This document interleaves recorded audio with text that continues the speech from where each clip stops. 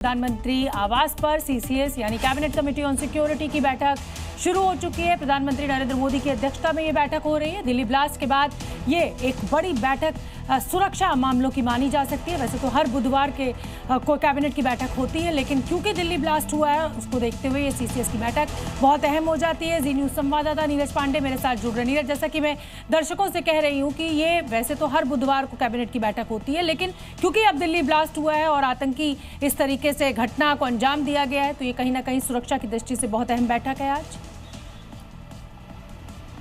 बिल्कुल स्वप्ना, बिल्कुल बहुत महत्वपूर्ण बैठक है, क्योंकि आपने देखा 2 दिन पहले ही दिल्ली में जिस तरह से आतंकियों ने दिल्ली को दहलाने की कोशिश की, लोगों को में दहशत फैलाने की कोशिश की, और उसके बाद बहुत अहम बैठक प्रधानमंत्री नरेंद्र मोदी ने बुलाई। चूँकि कैबिनेट हर बुधवार को होती है, सुबह 11 बजे होती है, लेकिन चूँकि भूटान दौरे पर थे प्रधानमंत्री नरेंद्र मोदी और आज दोपहर ही वापस लौटे, तो इस वजह से ये बैठक शाम को बुलाई गई 5:30 बजे। तो पहले चूँकि कैबिनेट की बैठक बुलाई गई जिसमें कैबिनेट के सभी सदस्य मौजूद थे। और एक अहम बात जानकारी यहाँ देना बहुत ज़रूरी है, कैबिनेट के दौरान सभी कैबिनेट के सदस्यों ने प्रधानमंत्री नरेंद्र मोदी की अगुवाई में जो मृतक थे, जो उस घटना में लोग मारे गए थे, उन सभी को बाकायदा श्रद्धांजलि दी गई। भारत सरकार की कैबिनेट की तरफ से कैबिनेट की बैठक में श्रद्धांजलि दी गई। और उसके बाद अब चूंकि धीरे धीरे सभी जो कैबिनेट मंत्री हैं उनका निकलना शुरू हो गया है, केवल सीसीएस के जो सदस्य हैं वही अंदर रह गए हैं। तो माना जा रहा है कि अब सीसीएस की बैठक ये शुरू हो गई है। और इस कैबिनेट कमेटी, नीरज आप नजर बना के रखिए, जैसे कोई अपडेट इस बैठक से बाहर आएगा मैं फिर आपका रुख करूंगी। अगली खबर का रुख करेंगे। दिल्ली ब्लास्ट की परतें जैसे जैसे खुलती जा रही हैं, उसमें आतंकवादियों के बड़े नेटवर्क और खौफनाक प्लान्स का खुलासा भी हो रहा है। आतंकवादियों के निशाने पर उत्तर प्रदेश भी था और यही संदिग्ध आतंकी शाहीन आतंक का कमांड सेंटर तैयार कर रही थी, लेकिन वो अपने मंसूबों में कामयाब हो पाती। उत्तर प्रदेश पुलिस ने उसके कमांड सेंटर पर ही, जिसे कहा जाए कि हंटर चला दिया। तभी तो शाहीन के आतंकी नेटवर्क का जाल बिछ पाता, उससे पहले ही योगी के ब्रह्मोस ने उसके सिस्टम को ध्वस्त कर दिया। आतंकी शाहीन को उनके कमांडर की तरफ से यूपी में अपने कमांड सेंटर तैयार करने का टारगेट दिया गया था, जिसमें आतंकियों को रिक्रूट किया जा सके। शाहीन सहारनपुर और हापुड़ में इसके लिए जगह खोज रही थी, ऐसी जगह जो शहर से थोड़ा दूर हो, वहाँ लोगों की ज्यादा एक्टिविटी ना हो और रिक्रूटमेंट आसानी से हो सके। शाहीन को जैश ने उत्तर प्रदेश में एक बड़ा ट्रेनिंग सेंटर बनाने की जिम्मेदारी भी दी थी। जैश के इस मिशन के लिए बाकायदा शाहीन को टेरर फंडिंग भी हुई थी। शाहीन एक बड़े कमांड सेंटर के लिए जगह तलाश रही थी।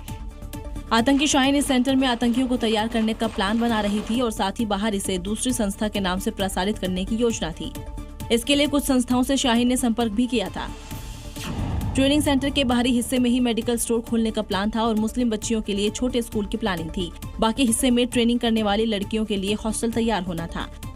ये लड़कियां शिफ्ट के आधार पर मेडिकल शॉप में काम करती, स्कूल में बच्चियों को पढ़ाती और शिफ्ट के बाद आतंकी ट्रेनिंग में हिस्सा लेती। लेकिन जैश और शाहीन के इस खौफनाक प्लान पर योगी फोर्स ने पानी फेर। आतंकी डॉक्टर शाहीन सईद को लेकर चौंकाने वाले खुलासे हुए हैं। एजेंसियां जैसे जैसे दिल्ली ब्लास्ट की तफ्तीश में अपनी जांच को आगे बढ़ा रही हैं, आतंकवादियों के पूरे मॉड्यूल का खुलासा हो रहा है। जैश ए मोहम्मद ने डॉक्टर शाहीन को भारत में शोबाए दावत प्लान करने की जिम्मेदारी सौंपी थी। आतंकी डॉक्टर शाहीन सईद जैश के जमात उल मोमिनात की भारत में चीफ कमांडर है। जैश के शोबाए दावत प्लान को भारत में एक्टिव करने के लिए शाहीन काम पर लग चुकी थी। इसके जरिए महिला आतंकियों का ब्रेन वॉश किया जाता था, उन्हें समझाया जाता था कि जन्नत जाने के लिए भारत के खिलाफ जिहाद करना जरूरी है। इसके लिए आतंकी शाहीन जैश की दौरा अयात उल निसा की भी ट्रेनिंग ले चुकी है। शाहीन का मकसद भारत में ज्यादा से ज्यादा टीम लीडर तैयार करने का था, जिनके जरिए मुस्लिम महिलाओं को जैश ए मोहम्मद से जोड़ा जा सके। जैश की महिला ब्रिगेड जमात उल मोमिनात से जुड़ने के लिए शाहीन ने ऑनलाइन क्लासेस भी ली थी। जिन महिलाओं के पुरुष आतंकी गतिविधियों में गिरफ्तार हो चुके हैं, उन्हें इससे जोड़ना था। महिलाओं को आतंकी मसूद अजहर की किताब देने का भी प्लान था। शाहीन इसके लिए आर्थिक तौर पर कमजोर महिलाओं को टारगेट करती थी और उन महिलाओं को ट्रेनिंग के जरिए सुसाइड बॉम्बर बनाने की प्लानिंग थी। इस पूरे प्लान में शाहीन अपने नीचे तमाम डॉक्टरों और नर्सेस का नेटवर्क तैयार कर रही थी। आपको बता दें कि जैश के महिला विंग जमात उल मोमिनात का नेतृत्व मसूद अजहर की बहन सादिया अजहर करती है। वहीं मसूद का भाई तलहा अल सैफ भी शाहीन के संपर्क में था, लेकिन अब शाहीन का पूरा प्लान एक्सपोज हो चुका है और उसके मंसूबों पर पानी फिर चुका है।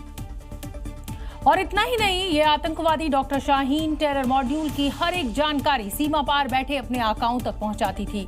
चैट बॉक्स के जरिए डॉक्टर शाहीन के मैसेज का खुलासा हुआ है और इसके लिए बाकायदा शाहीन ने कोडवर्ड्स तैयार किए हुए थे। सुरक्षा एजेंसियों ने उन्हीं कोडवर्ड्स को अब डिकोड किया है।